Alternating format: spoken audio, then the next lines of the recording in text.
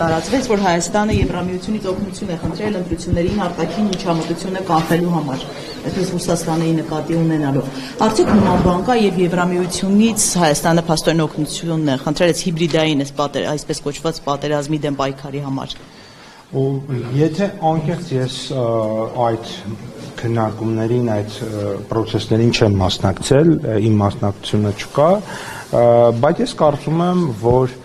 Հայաստանի Հանրապետության նկատմամբ իհարկե հնարավոր են լինեն հիբրիդային հարձակում, մասնավորապես մեր ժողովրդավարությունը վտանգի տակ դնել եւ տարբեր տեսակի կեղծ լուրերով կամ ընտրակաշարքային մեխանիզմներով փորձ կատարվի որոշակի շրջանակների կողմից, որոնք որ տիրապետում են միլիարդավոր դոլարների, ազդել ընտրությունների վրա եւ կամ որոշակի երկրներից, որոնք որ ուրեմն թիրախային այսպես չեն ցանկանա, որպեսզի Հայաստանում լինի ազատ ժողովրդավարական ընտրություններ եւ ժողովրդի կողմից ուրեմն ընտրված իշխանություն եւ բնականաբար երկրների սուվերեն իրավունքն է եւ պաշտպանել այդ պետությունների եւ ժողովուրդների շահը եւ ես կարծում եմ որ շատ նորմալ է որպեսզի մենք այդպիսի հարձակումներից մեր ժողովրդավարությունը եւ մեր պետությունը պաշտպանենք։ Այսինքն Ռուսաստանն է Հայաստանում հիբրիդային պատերազմ տանում թե Եվրամիությունը։ Ես որևէ երկրի կամ տարածաշրջանի անուն չտվեցի, ցանկացած երկիր կամ տարածաշրջան, ցանկացած անձ կլինի դա տարբեր նախկին պաշտոնյա, օլիգարխ այլ երկրի, թե որևէ այլ, էական չի ինձ համար։ Եթե նա փորձի ազդել Հայաստանի Հանրապետությունների ընտրությունների վրա կեղծիքների, փողի, ընտրակաշարքի, կեղծ լուրեր տարածելու, տարբեր տեսակի ընդհանրապես ժողովրդավարության վրա տարբեր հարձակումներով, ես կարծում եմ, որ դա ոչ միայն ժողովրդավարության իրավունքն է, այլ ժողովրդավարության պարտավորությունն է պաշտպանել իրեն եւ ժողովրդավարությունը դրա համար պետք է ունենա այո փող, դրա համար պետք է ունենա անհրաժեշտ ուժ, պետք է ունենա գիտելիքներ եւ անհրաժեշտ ժամանակին գործի կտրուկ եւ հատուկ։ Այդ հարցում Հայաստանը ունի Եվրամիության աջակցության կարիքը այդ պայքարում։ Ես կարծում եմ, որ Եվրամիության երկրներում ժողովրդավարության փորձը եւ պատմությունը եւ տարբեր տեսակի հիբրիդային հարձակումներից այդ իրենց հաջողված փորձը կարելի է կիրառել, որովհետեւ իսկ ով է ասել, որ եվրոպական երկրներում ժողովրդավարությունը այդպես մի օր որոշել են, որ պետք է լինեն ժողովրդավար ու բոլորով դարձել են ժողովրդավար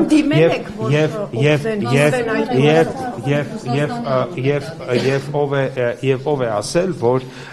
իրենք դարձել են։ Բնականաբար այդ երկրներում էլ այսօր էլ կան ուժեր, որոնք որ ժողովրդավարությունների վրա հարձակումներ են գործում, ընդ որում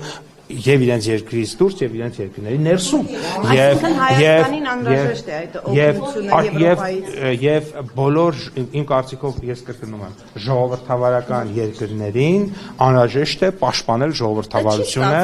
գիտելիքներով, ուժով եւ գումարով եւ որպեսզի պետությունը կարողանա ժողովրդավարությունը պաշտպանել եւ անհրաժեշտ պահի գործել հատուկ եւ կտրուկ եւ ժողովրդավարությունը դա նա է երբ ժողովուրդը ընտրում է իր ուզած իշխանությանը եւ ժողովրդի ձայնը չի կեղծում եւ ժողովրդի ձայնը չի կեղծվում եւ այն ուժը,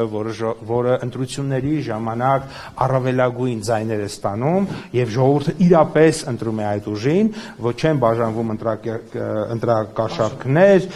մարդկանց չեն ահաբեկում, մարդկանց չեն ցուցակագրում, մարդկանց չեն ուղարկում ընտրությունների, մարդկանց եւ տարբեր բաներ մարդկանց հետ տեղի չի ունենում, այդպիսի իրավիճակում օրինակ ժողովրդավարության այդպիսի ընտրություններն են սովորաբար բնորոշ։ Դա չի նշանակում եւ կուսակցությունների գրանցումներ թույլ չեք տալու, այսինքն այդ բաները տրվում են, որ ես չգիտեմ դա ինչ սցենար է, չեմ կարող մեկնաբանել, որովհետեւ ես չգիտեմ Իսկ լավագույն փորձը, որ ասում եք Եվրոպան ունի լավ փորձեր, որ կարողացել է Այն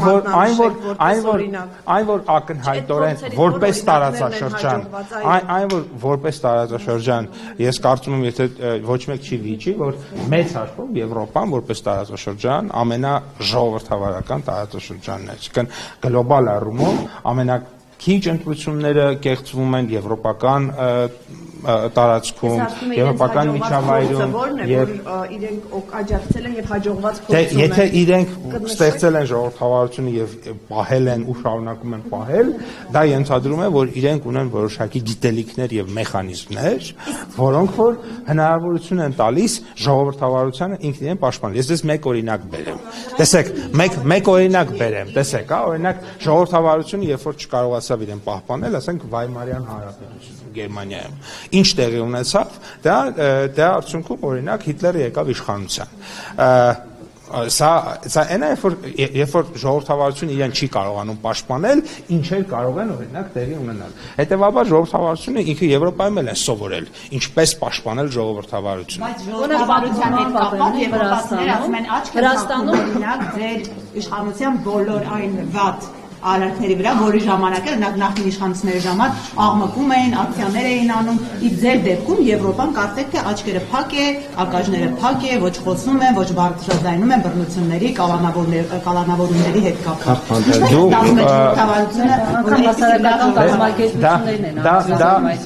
Տեսեք, երկու տարբեր կարծիք։ Դուք ասում եք, որ եվրոպացիների աչք են փակում, իսկ դուք ասեցիք, որ անգամ եվրոպական հասարակական կազմակերպություններ կամ եւ այլն, տեսեք, հիմա արձագանքում են, թե չեն արձագանքում, սա մեկ, երկրորդը, ես կարծում եմ, որ արձագանքելու համար հիմք է պետք, երբ որ որևէ մարդ օրինակ որևէ մարդու ապօրինի են ենթադրենք բանտարկում, բնականաբար շատ նորմալ է, որ արձագանքեն։ Իսկ որևէ մարդու երբ որ հիմնավոր են բանտարկում, բնականաբար ինչ արձագանք է այդ դեպքում։ Իսկ ուրեմն իմ կարծիքով, դա իմ կարծիքն է, առավել քան հիմքեր եղել են, որովհետև երբ որ ես տեսնում եմ օրինակ հայտարարությունները եւ այլն, դրանք եւ դրանք համեմատում եմ մեր քրեական օրենսգրքի համապատասխան հոդվածների հետ, ես տեսնում եմ, որ ապօրինություն երևի թե կլիներ հակառակը։ Ժողովրդավարականը եկեղեցուց քաղաքացու բերանը փակելով ուժային կառույցի ներկայացուցիչները դուրս հանեն։ Ես կարծում եմ ժողովրդավարությունը այն իրավիճակն է, երբ որ օրինակ միտեղ 1000 հոգի հավաքվում են, օրինակ մեկը չի կարող գալ եւ իր կամքը պարտադրել 1000-ին։ Ավտորիտարիզմը, կներեք, ներողություն, ավտորիտարիզմը ձեր ասածն է։ Ավտորիտարիզմը սա է, երբ որ 1000 հոգի օրինակ փաթարոքի են մասնակցում, մեկը գալիս է եւ իր կամքը թելադրում է այդ 1000 հոգուն, խանգարում է պատարակը, խանգարում է մարդկանց եւ այլն։ Ժողովրդավարությունը ասում է, որ այդ ժամանակ պետքա այդ մարդուն ուղեկցես դուրս, ինչպես արվում է, որպեսզի մնացած 1000 հոգու, 2000 հոգու, 5000 հոգու շահերը պաշտպանվեն։ Ցանկացած պարագայում, երբ որ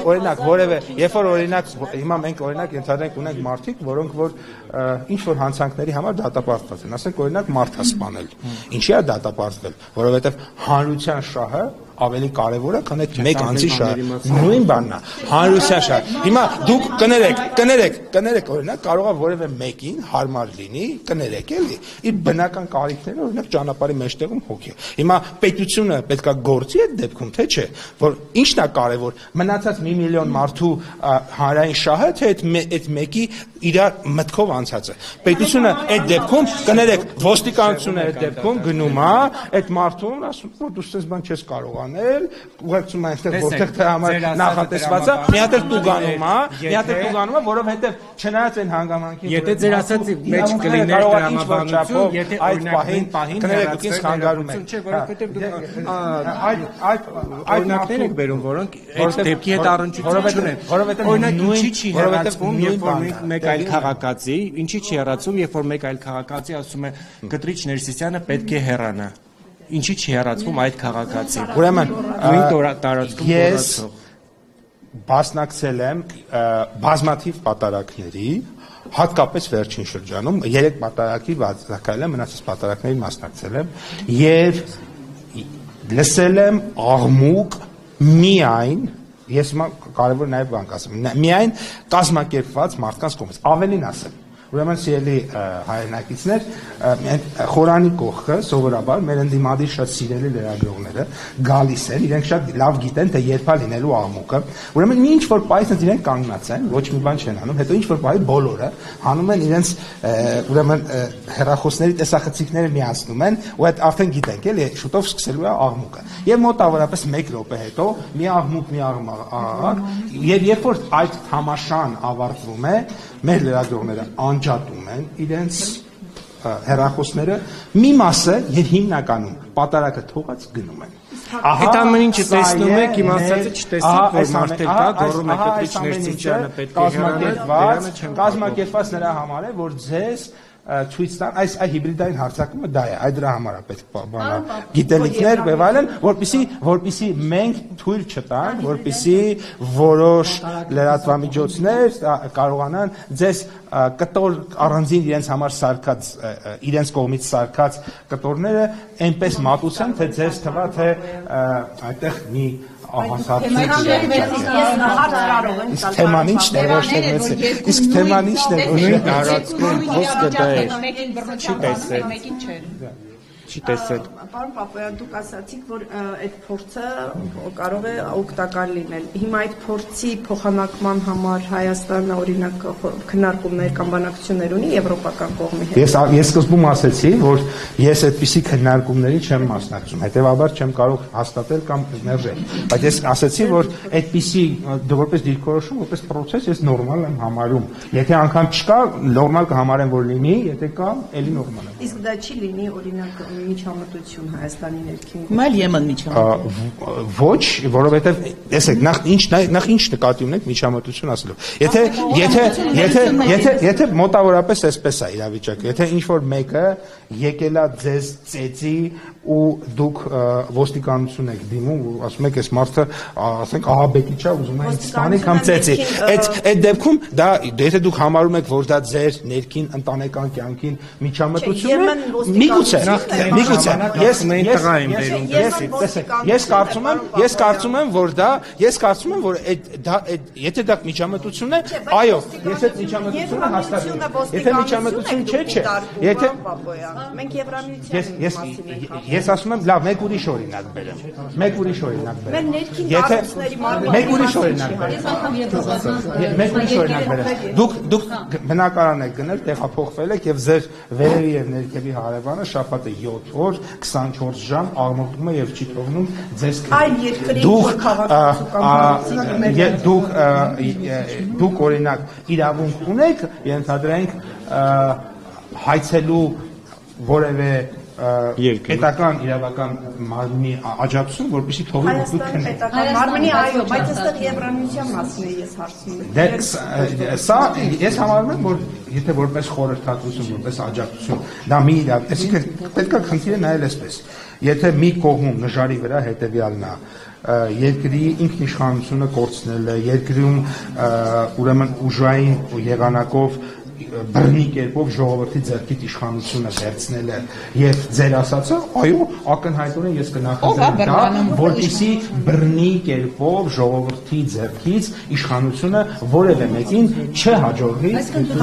Դուք չեք բռնությամբ իշխանություն վերցնում, պարոն Պապոյան, Այն ուժերը, որոնք որ կփորձեն այդպիսի բան անեն, բնականաբար ժողովրդավարությունը իրեն պետք է պաշտպանի եւ համապատասխան գիտելիքներ, մեթոդներ եւ ֆինանսավորում դրա համար